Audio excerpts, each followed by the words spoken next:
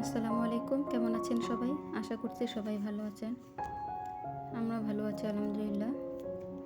তো অনেক দিন পর নতুন আরও একটি ব্লগ নিয়ে আপনাদের সামনে হাজির হলাম।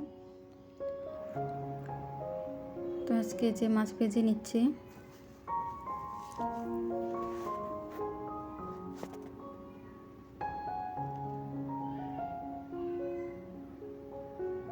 তো সবাই আমার চ্যানেলটি সাবস্ক্রাইব করে দিবেন আর একটা লাইক দিয়ে ভিডিওটি দেখা শুরু করবেন।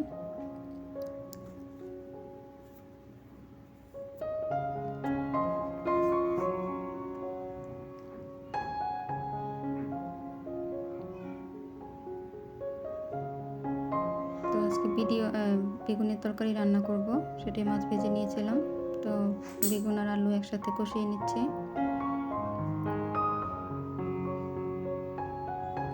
তো ধনেপাতা ছিল না বাসায়, তাই একটু ধনিয়ার গুঁড়া দিলাম আর একটু জিরার গুঁড়া দিলাম।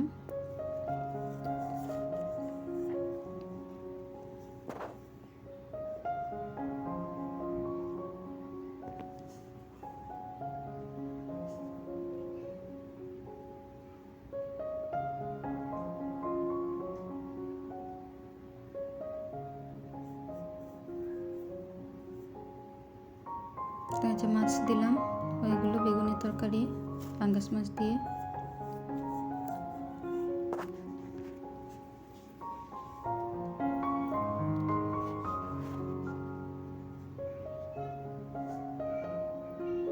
তো এখানে মুরগি রান্না করে নিচ্ছি। তো গরম মশলা তারপরে পেঁয়াজ দিয়ে একটু ঢেকে রাখবো, তা নাহলে রাইস কুকার বন্ধ হয়ে যায় বারবার, তাই ঠান্ডা হয়ে যায়। ঢেকে রাখলে পেঁয়াজটা তাড়াতাড়ি হয়।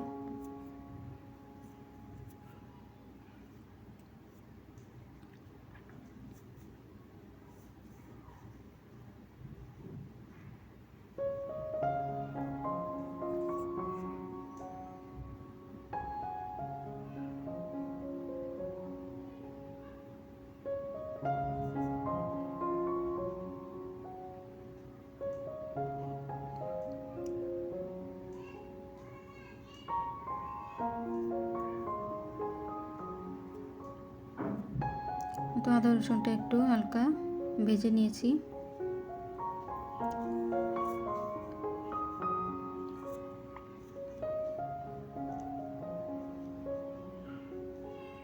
তো পানি দিয়ে এখন হলুদ মরিচের গুঁড়া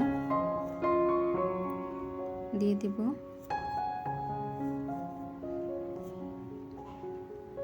ধনিয়ার গুঁড়া দিলাম। সব কিছু একসাথে ভালোভাবে কষিয়ে নিব।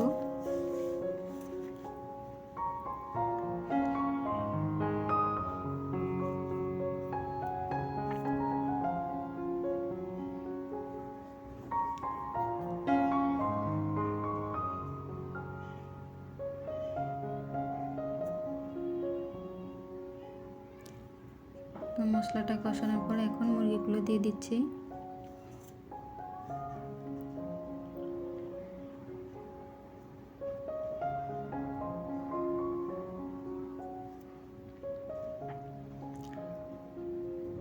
তো আমি পানি না দিয়ে মুরগিগুলো দিয়ে কষানো ঝোলগুলোর সাথে মুরগিটাও ভালোভাবে কষিয়ে নিব, কোনো পানি দেব না।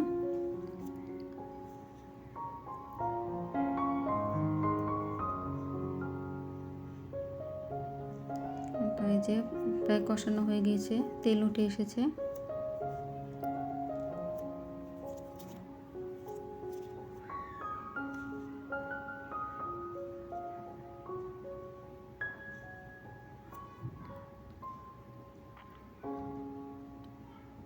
তো মাঝখানে কারেন্ট চলে গিয়েছিল, তো পরে আবার ওই কষানো মাংসটার সাথে আলু দিয়ে দিচ্ছি। তো বাচ্চাদের জন্য একটু বেশি করে আলু দিতে হয়, তারা অনেক সময় আলু খুঁজে, ভাত না খেলেও আলুটা খেয়ে থাকে।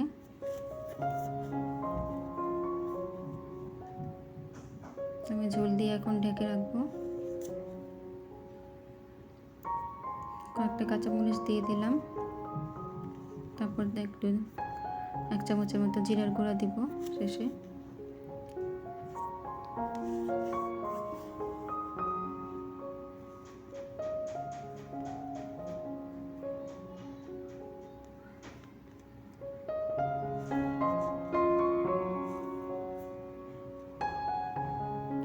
এটা আরেকদিন তেলাপিয়া মাছ ভেজেছিলাম। তো আমি আগেই বলে রেখেছি যে কয়েকদিনের ভিডিও আমি আজকে একসাথে দিয়েছি। ভিডিওগুলো করা ছিল কিন্তু দেওয়া হয়নি। আর এখানে আমি গরুর মাংস কষিয়ে রান্না করে কিছু রসুন দিয়ে মাংস রান্না করলাম। যেহেতু মাংসের ঝোল ছিল আর রুটি বাসায় আটা ছিল না, তাই এখানে চালের গুঁড়া দিয়ে একটু চাপড়ি বানিয়ে সেটাই বাচ্চারা খাচ্ছে।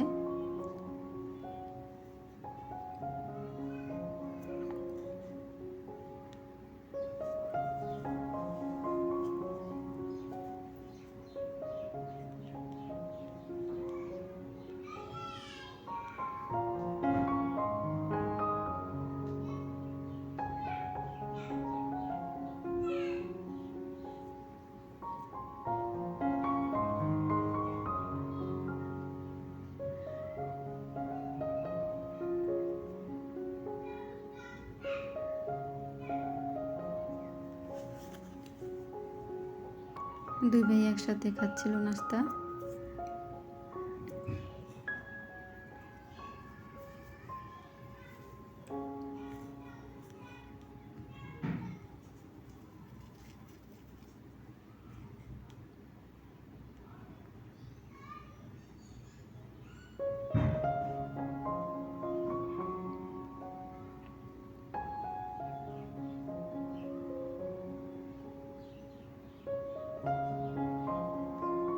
তো এখন আমি ডিমের তরকারি রান্না করব।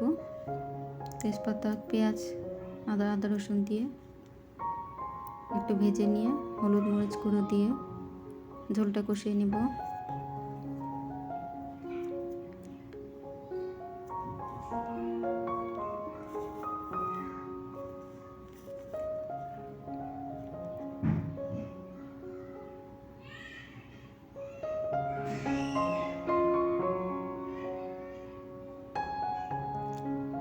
ঝোলটা কষানোর পর কিছু পানি দিয়ে এখন আলু দিয়ে দিব।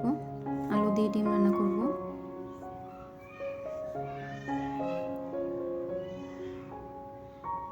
আলুটা সিদ্ধ হয়ে গেলে শেষে ডিমটা দিয়ে দিব।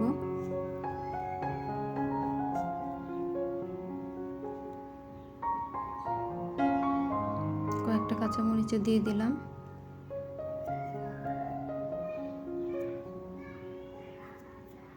তো সবার শেষে কিছু জিরার গুঁড়া দিয়ে দিলাম।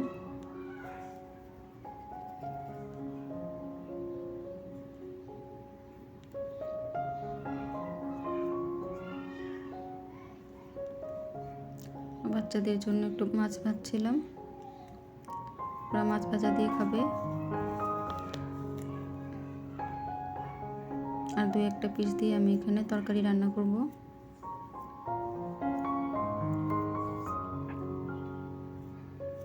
পটল আর আলু দিয়ে সে রান্না করব।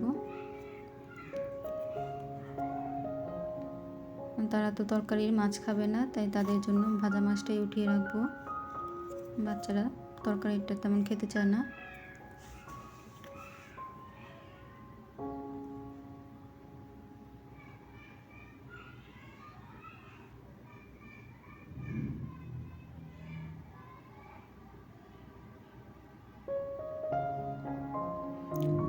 আগে লবণ দিইনি, এখন লবণ দিয়ে দিচ্ছি।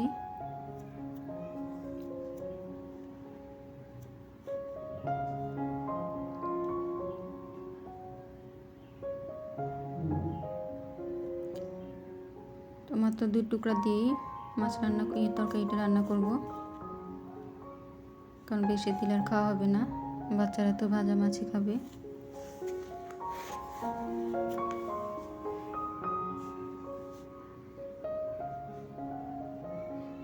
কিছু ধনেপাতা দিয়ে দিলাম।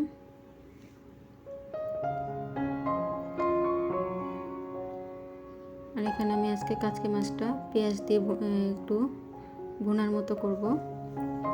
অন্য সময় তো আলু দিয়ে কাচকি মাছ রান্না করি, তো আজকে আলু দেব না, একটু বেশি করে পেঁয়াজ দিয়ে যেভাবে ভুনা করব। তো পেঁয়াজগুলো আসার পরে অল্প হলুদ আর মরিচের গুঁড়ো একদম অল্প দিব, যেহেতু কাঁচামরিচ দিয়েছি।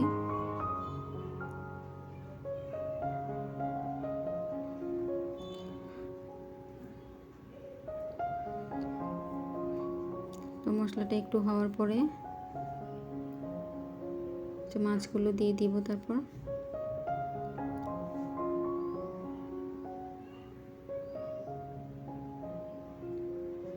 এখানে আর পানি দিব না, যতটুকু পানি আছে তাতেই হয়ে যাবে, কারণ এটা একটু শুকনো করে ভুনা করব।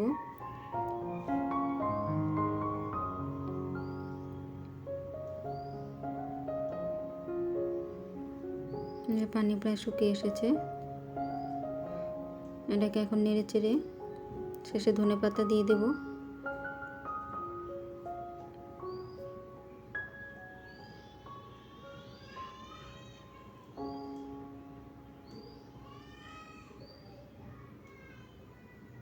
তো এইভাবে কিন্তু কাচকি মাছ খুব মজা হয়।